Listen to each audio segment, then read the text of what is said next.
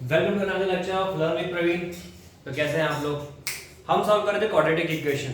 Quadratic equation की exercise 4.1 right. चलिए यहां लिखते हैं। चलो ठीक है, शुरू करते हैं। ठीक है, तो इसका क्वेश्चन नंबर 2 है। क्वेश्चन नंबर 2 क्या बोल रहा है? Represent the following situations. Represent the following situation in form of quadratic equation. हमको सिर्फ और सिर्फ क्वाड्रेटिक इक्वेशन बनानी है, यानी एक एप्लीकेशन बेस्ड क्वेश्चन को दिया गया है। इस एप्लीकेशन बेस्ड क्वेश्चन को हमको एक क्वाड्रेटिक इक्वेशन बना के दिखाना है। That's it, it is so simple. चलो सॉल्व करते हैं। सॉल्यूशन नंबर 1 क्या बोल रहा था? Area of rectangle plot is 528 metre square. यानी एरिया, एग्जाम में सॉल्व कैसे करेंगे? एरिया ऑफ रेक्टेंगल लिखेंगे सबसे पहले। क्या दिया हुआ है? Area of rectangle which is 528 metre square. ठीक है, the length of the plot in metre is 1 more than 1। ध्यान से देखना, the length of the plot, ठीक है, गिवन लेंथ, ठीक है, is equal to length of the plot is 1 more मतलब 1 plus then twice its breadth। यही बोला क्या? we need to find the length and breadth of the plot। ठीक है, ये कंडीशन दी गई है। ठीक है, ये कंडीशन है। let लेंथ भी, चलो ब्रेथ ले लेते हैं। ब्रेथ थोड़ी सी सिंपल पड़ेगी। मैं ब्रेथ को x मान लेता हूं।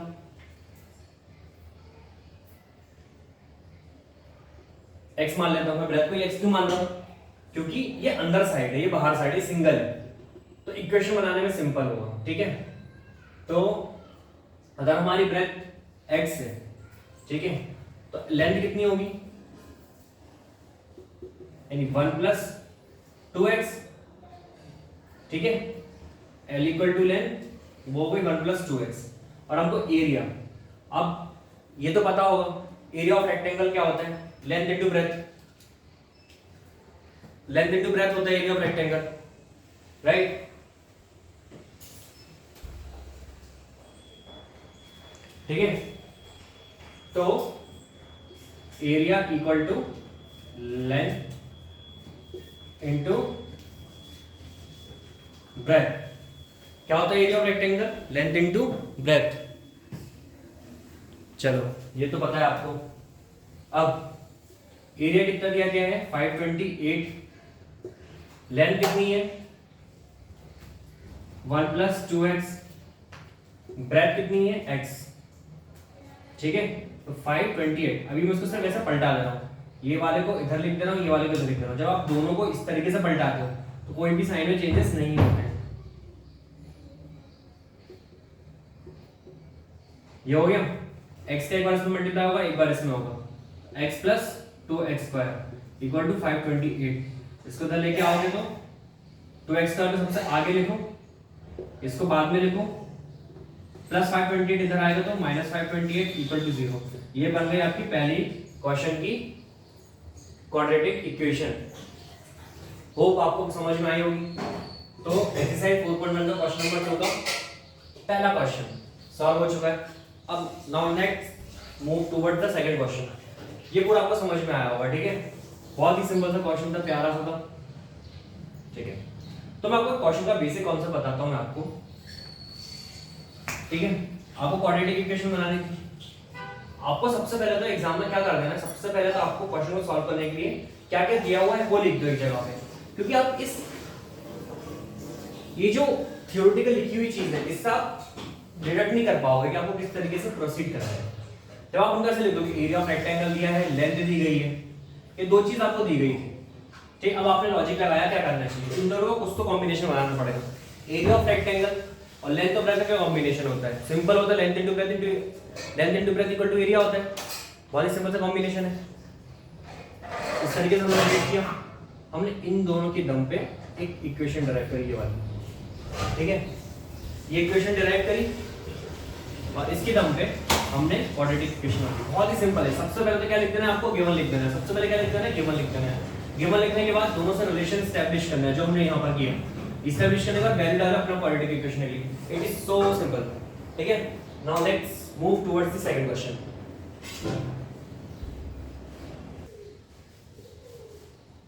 ठीक है, अब सेकंड क्वेश्चन। सेकंड क्वेश्चन क्या बोल रहा है?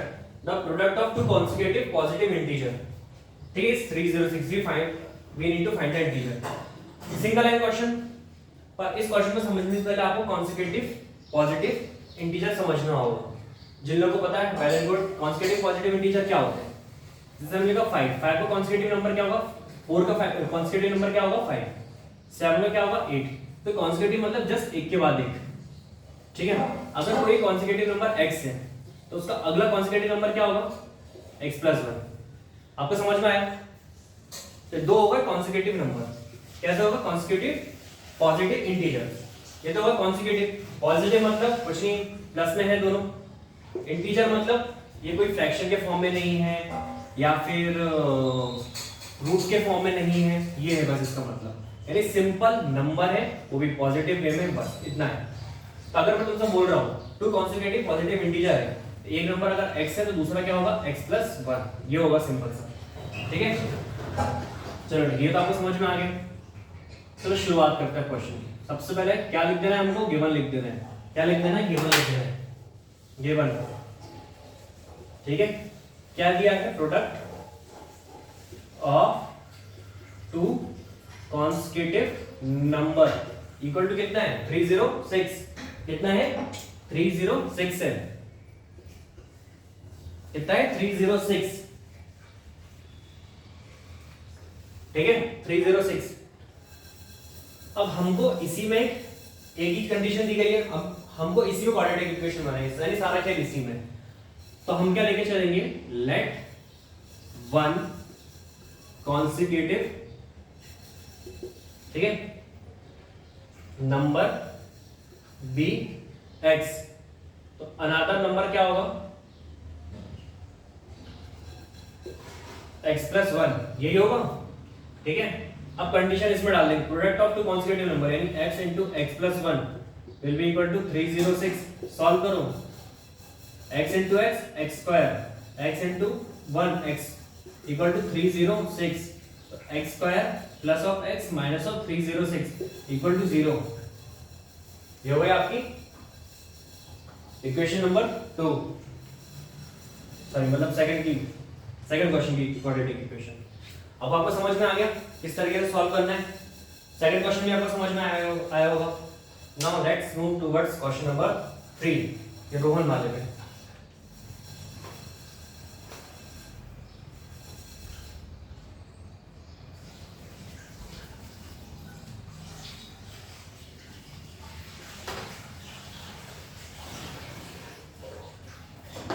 चलो अगला क्वेश्चन क्या है? Rohan's mother is 26 years old than him। सबसे पहले गिवन लिख देंगे क्या है, ठीक है। रोहन्स मदर क्या है? 26 year old than him, यानी 26 प्लस रोहन की एज, यानी रोहन्स की मदर की जो एज है वो रोहन से 26 years बड़ी है। The product of their ages in year 3 years from now will be 360। अब क्या बोल रहे हैं? After 3 years रोहन, ठीक है। तो अगर हम एक रफ एग्जांपल लेके बता रहा हूं मैं, ठीक है। चलो इसको पहले लिख देते हैं। आफ्टर 3 years क्या बोल रहे हैं आप? 3 साल बाद the product of their ages, Rohan's age into Rohan's mother age, Rohan's mother's age कितनी है अभी? 360, ये होगी, ठीक है। We would like to find the Rohan's present age, ठीक है। प्रेजेंट एज फिलहाल इसमें हमें क्वेश्चन में स्ट्रेट फॉरवर्ड बोलते हैं कि आपको सिर्फ क्वाड्रेटिक इक्वेशन निकालनी है, आपको सॉल्यूशन नहीं निकालना है। तो अब यहाँ पर जब बोला ही नहीं गया है तो अब आप निकालेंगे भी, सिर्फ आपको क्वाड्रेटिक इक्वेशन ही फॉर्म करनी है। एज फाइंड करने का मतलब है क्वाड्रेटिक इक्वेशन को सॉल्व करना, ठीक है, तभी x की वैल्यू निकलेगी। बट हमको यहाँ पर सिर्फ क्वाड्रेटिक इक्वेशन फॉर्म करना है, ठीक है। ये था आपका। अब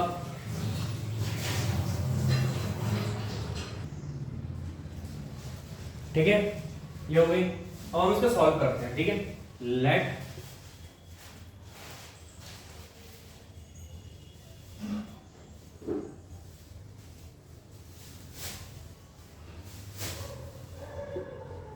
जैसे एक मिनट,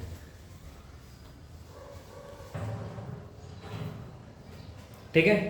अब हम मान के चल रहे हैं रोहन की एज क्या है, x है, ठीक है। Let the age of present age, ठीक है। सबसे पहले तो क्वेश्चन को समझना किस तरीके से सॉल्व करना है। पहली कंडीशन ये दी गई है, दूसरी ये दी गई है, ठीक है। सबसे पहले तो अगर हम रोहन की एज को x मान लें, रोहन की मदर की एज भी x के फॉर्म में मिल जाएगी, 26 प्लस x। 3 साल बाद रोहन की एज भी x प्लस 3 हो जाएगी, मदर एज की भी जो भी 26 प्लस रोहन की एज होगी x प्लस 3 यानी 29 प्लस x समथिंग हो जाएगी, तो 362 प्रोडक्ट करेंगे, यानी इसमें से सिर्फ एक इक्वेशन निकलेगी और इसमें आप पुट करेंगे, रिलेशन निकाल देंगे, ठीक है। आपको समझो सिंपल सी बात, इससे आपकी क्वाड्रेटिक इक्वेशन निकलेगी। कैसे? रोहन की एज डालो x के फॉर्म में, रोहन की मदर्स की एज डालो x के फॉर्म में, ऑटोमेटिकली आपको क्वाड्रेटिक इक्वेशन मिल जाएगी। फिर दोनों की x के फॉर्म में रहेगी, प्रोडक्ट होगा, अपने आप क्वाड्रेटिक इक्वेशन मिलेगी। तो हम रोहन यहाँ पर सबसे पहले, और हमको रोहन की एज कैसे निकलेगी, हम उसको x एज्यूम करेंगे, और मदर्स की एज कैसे निकलेगी पहली कंडीशन से, कंडीशन नंबर 1 से। चलो क्या करेंगे, let the age of Rohan be x, ठीक है। रोहन की एज कितनी है, x है,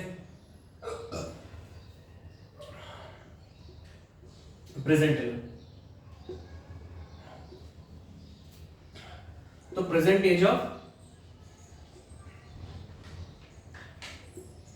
मदर कितनी होगी, 26 प्लस x। आपको रोहन की मदर्स की एज भी x के फॉर्म में मिल गई, रोहन की एज भी x के फॉर्म में मिल गई, बस अब डालना है इस केस में। बट इससे पहले ये 3 साल बाद की है, हमको लिखना है रोहन एज आफ्टर 3 इयर्स, समझना 3 साल बाद, क्योंकि ये तो प्रेजेंट एज है, तो 3 साल बाद कितनी हो जाएगी, x प्लस 3। तो वैसे ही present mother's age, Rohan's mother's age after 3 years will be 26 plus x। इस पूरी एज में अगर आज की एज इनकी ये है, 3 साल बाद कितनी होगी, प्लस 3, यानी अगर आपकी एज अगर 15 है तो आज से 3 साल बाद कितनी होगी, 18। How did you get this, 15 plus 3 18। अगर आपकी एज आज की डेट में 20 इयर्स है तो 3 साल बाद कितनी होगी, 23, because you are adding the number 3 with the present age, right. तो अगर प्रेजेंट एज उनकी x है तो x प्लस 3 हो जाएगी 3 साल बाद। मदर्स की एज अगर 26 प्लस x है तो 3 साल बाद में 20x प्लस 3 हो जाएगी, ठीक है। ये आपको आ गया 3 साल बाद की एज, वेरी सिंपल। फिर से क्वेश्चन रिवाइज करते हैं। रोहन की एज हमको इस कंडीशन से क्वाड्रेटिक इक्वेशन मिलेंगे, यानी रोहन की एज भी x के फॉर्म में चाहिए, रोहन की मदर की एज की फॉर्म x के फॉर्म में चाहिए। तो रोहन की जो एज है और रोहन की मदर की एज है हमें x के फॉर्म में कहां से मिलेगी, यहां से। रोहन की एज तो हमने खुद x एज्यूम कर ली, मदर की एज हमने कैसे निकाली, 26 प्लस x करके, ठीक है। ये निकाला कि कंडीशन दी गई थी। अब ये जो कंडीशन दी गई 3 साल बाद की दी गई, तो 3 साल बाद एज भी तो बढ़ेगी ना। रोहन की एज भी जो होगी, अगर आज की x है 3 साल बाद x प्लस 3 होगी, रोहन की मदर भी 3 साल बढ़ जाएगी, तो यानी ये कितनी हो जाएगी, 26 प्लस 3 29 प्लस x ये हो जाएगी। अब कंडीशन 2 में इसमें डालो रोहन की एज, ठीक है, अकॉर्डिंग पुट, या पुट भी मत करो, सिंपल लिखो according to second condition, according to second condition. Second condition क्या बोल रही है, ठीक है, रोहन की एज कितनी है, रोहन की जो एज है, रोहन की एज कितनी है, x, ठीक है, इनटू सॉरी x नहीं है, 3 साल बाद है ना, तो कितनी है, x प्लस 3। रोहन की मदर की एज कितनी है, 29 plus x which is equal to 360। ये मिला। चलो अब इसको सॉल्व करिए, क्वाड्रेटिक इक्वेशन मिलेगी, बहुत ही सिंपल सा क्वेश्चन था, ठीक है। एक बार x का मल्टीप्लाई इसके साथ होगा तो क्या हो जाएगा, 29x, x का मल्टीप्लाई एक बार इसके साथ होगा तो क्या हो जाएगा, x स्क्वायर। एक बार 3 का मल्टीप्लाई इसके साथ होगा तो 29 into 3 कितना होता है, 3 2 6 0 9 3 27 87। So eventually it will make 87, ठीक है, ये हो गया 87। अब 3 का मल्टीप्लाई x के साथ होगा तो क्या हो जाएगा 3x इक्वल टू 316, ठीक है। अब x स्क्वायर, अब x वाले लिखूंगा ये 3x है 29x है, कितना हो जाएगा 32 ऑफ x प्लस ऑफ 87, यहां पर आएगा तो minus 360 equal to 0, x square plus of 32x 360, देखो दोनों साइन अपोजिट है तो ये माइनस होगा, तो 360 माइनस ऑफ 87। अच्छा, माइनस करने की मैं एक सिंपल ट्रिक बताता हूँ। सबसे पहले तो 87 का नियरेस्ट राउंड ऑफ करो 100, अब 100 के फॉर्म में लेके जाओ 100, तो 360 में से 100 माइनस करो तो कितना बचा 260, और ये 100 से कितना दूर है 13, राइट, 13 की दूरी पे 13 ऐड कर दो, कितना हुआ 273, ये कितना बचा, माइनस में आएगा 273 इक्वल टू 0, ठीक है। ये आ गई आपकी क्वाड्रेटिक इक्वेशन इस वाले की और वो वाले की, ठीक है। होप आपको ये वाला क्वेश्चन समझ में आया होगा। अगर आप ये माइनस देखना चाहते हो तो मैं इसकी ट्रिक्स आपको अपलोड कर दूंगा इंस्टाग्राम पे, तो मेरा इंस्टाग्राम चैनल है लर्न विद प्रवीण, अब वहां जाके मुझे फॉलो करो, वहां पर ये ट्रिक आपको देख सकते हो, ये ट्रिक आपको मिल जाएगी, प्लस माइनस मल्टीप्लिकेशन और डिफरेंट वैल्यू, ठीक है। चलो स्टार्ट, ये तो हो गया रोहन वाला क्वेश्चन, हो गया सॉल्व। अब करेंगे ट्रेन वाला, let's start.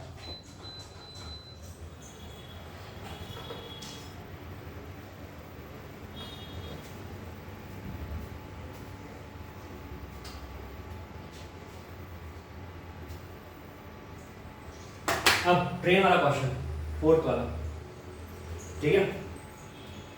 A train travels at a distance of 480 km at a uniform speed, ठीक है। A train travels a distance of 480 km at a uniform speed, एक डिस्टेंस है 480 किलोमीटर का, ट्रेन, एक ट्रेन है यहां पर,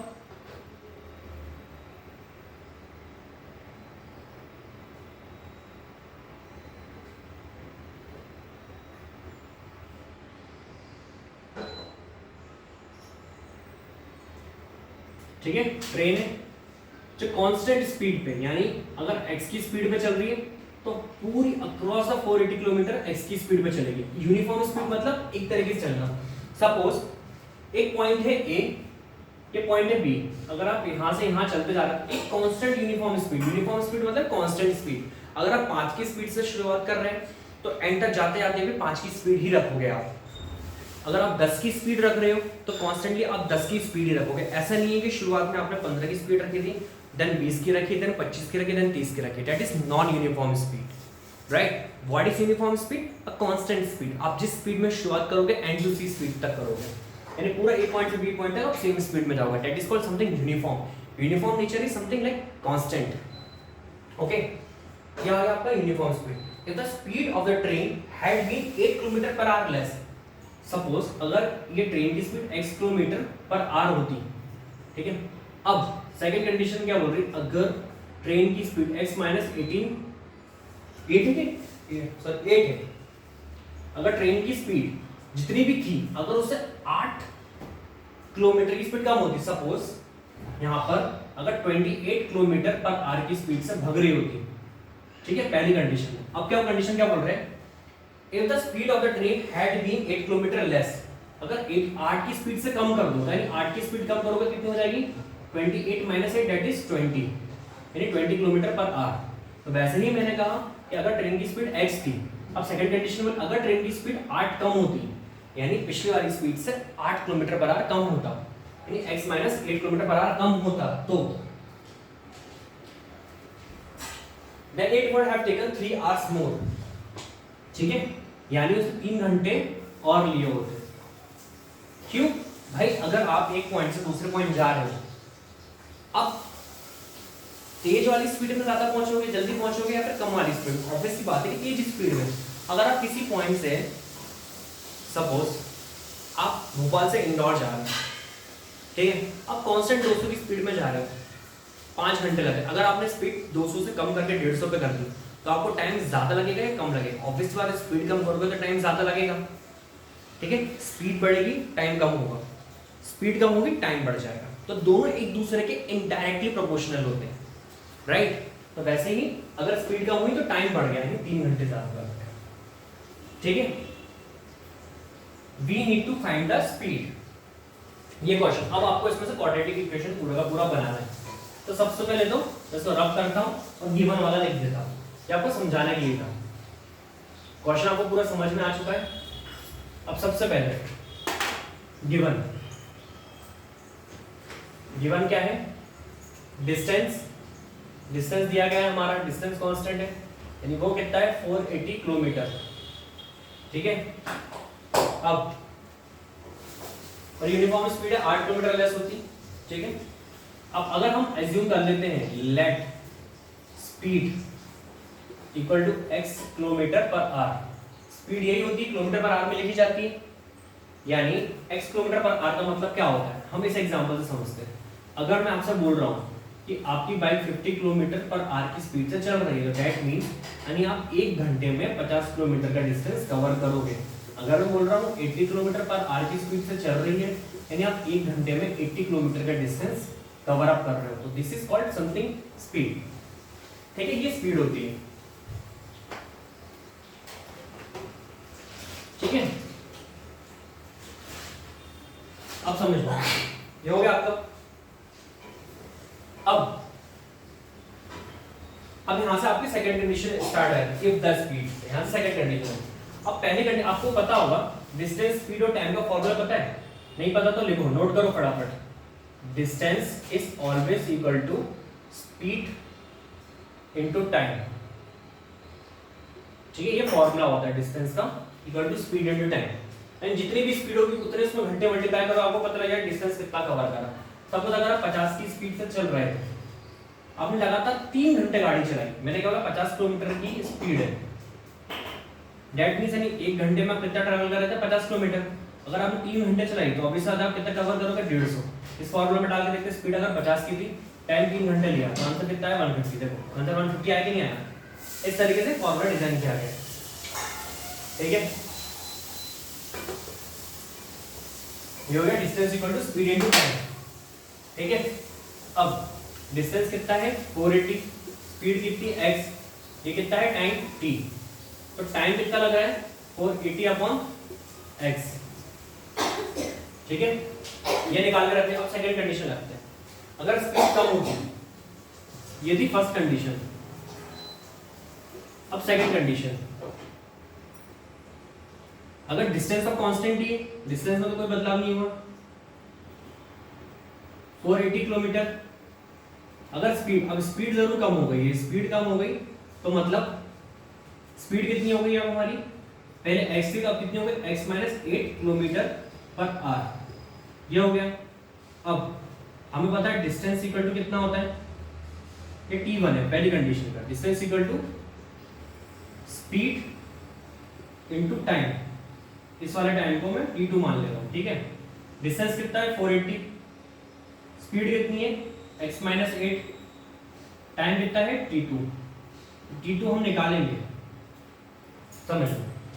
इसको मैंने डायरेक्ट लिख दिया था पिछले वाले में भी, सिंपल। 480 के नीचे ये जाएगा तो क्या हो जाएगा x माइनस 8, ये हो जाएगा t2। ठीक है, यहाँ पर ही मैंने वही किया था, ये t1 था तो t1 इधर ही रह गया, तो 480 अपॉन x आ गया। ठीक है, ये भी वही है। अब ये तो कर दिया आपने। अब बोल क्या रहा है, दोनों टाइम के डिफरेंस में 3 घंटे का डिफरेंस है। ठीक है, क्या बोल रहा है, टेकन 3 आवर्स मोर, यानी t2 is equal to t1 plus 3। आया कि नहीं आया समझ में?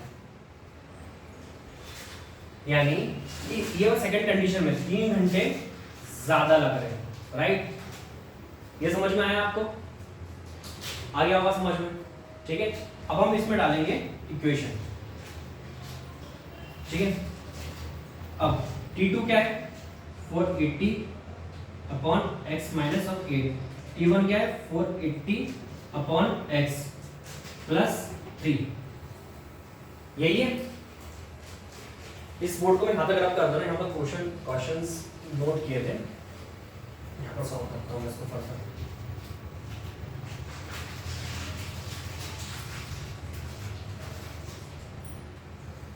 आखिरी हमसे क्या होता है, we need to find the speed. अब देखो स्पीड फाइंड आउट करने के लिए, अब देखो स्पीड फाइंड आउट करने के लिए समझ लो,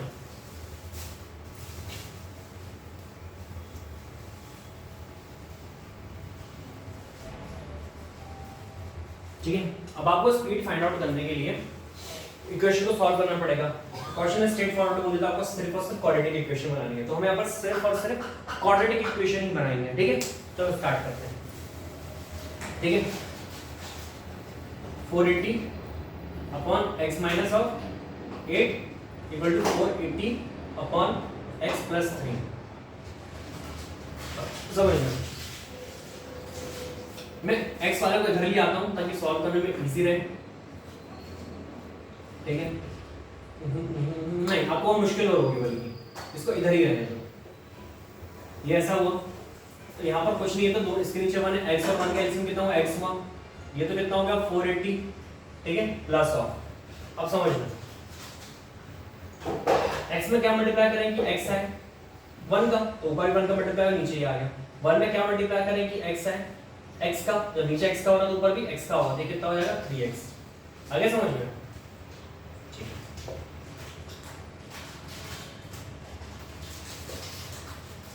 ठीक है।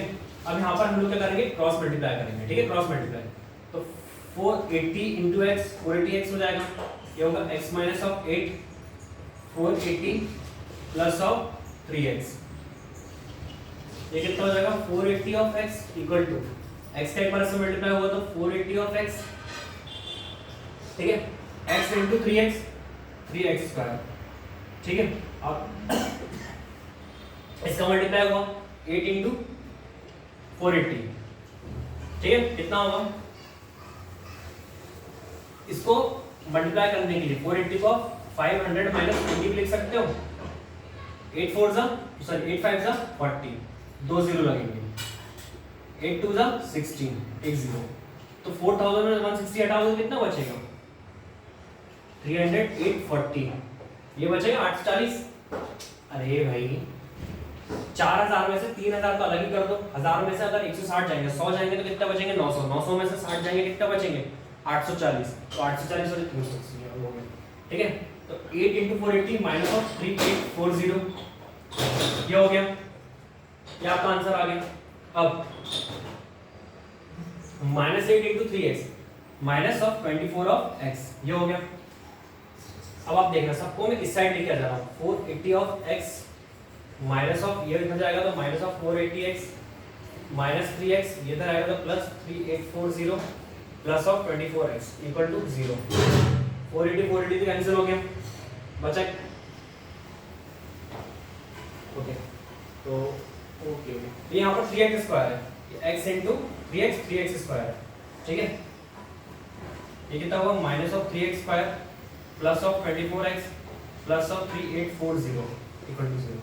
अच्छा, यहाँ पर 3 शायद कॉमन निकल सकता है ना, 3 कॉमन निकलेगा, मुझे कैसे पता, ये तो चलो समझ में आता, 3 1 3 3 8 24, ये कैसे निकलेगा, तीनों को ऐड ऑन करो, 3 प्लस 8 प्लस 4 कितना होता है 12 प्लस सॉरी 8 प्लस 3 11 11 प्लस 4 15, तो 15 हो गया, तो 15 3 के टेबल में आता है, आता है, तो बताइए पूरा नंबर 3 के टेबल में आता है, तो 3 को निकालो, तो यहाँ से 3 आप निकालोगे कितना हो जाए minus of x square plus of 8x, ठीक है, प्लस ऑफ ये 3 1 3 3 2 6 बचा 2 3 6 24 0, ठीक है, इक्वल टू 0। 3 को 0 से नीचे में ले जाओगे 3 बचेगा यहाँ पर, और ये अपना 0.3 0 हो जाएगा, ये आपकी क्वाड्रेटिक इक्वेशन। और आप चाहो तो इसको पलटा के साइड ऐसा में लिख दोगे, ठीक है, तो ठीक है, तो कैसे हो जाएगी, सबको उधर लेके चलो, x square minus of 8x minus of 1260 equal to 0, ये हो गई आपकी क्वाड्रेटिक इक्वेशन ट्रेन वाले क्वेश्चन के। होप आपको समझ में आया होगा ये वाली एक्सरसाइज, ठीक है, ये वाले पूरे क्वेश्चन समझ में आए होंगे, ठीक है, बहुत सिंपल कॉन्सेप्ट था, आपको एप्लीकेशन बेस्ड क्वेश्चन है, आपको क्वाड्रेटिक इक्वेशन बनाना सिखाई इस एक्सरसाइज ने, ठीक है। अब शायद अगली एक्सरसाइज में हम लोग क्वाड्रेटिक इक्वेशन को सॉल्व करना सीखेंगे, यानी x1 और x2 की वैल्यू निकालेंगे, और x1 और x2 की जब वैल्यू निकलेगी तो आपको पता लगेगा इक्वेशन कैसे सॉल्व होती है, और ग्राफिकल मेथड में भी किस जगह पे जाके इंटरसेक्ट करती है, यानी x1 और x2।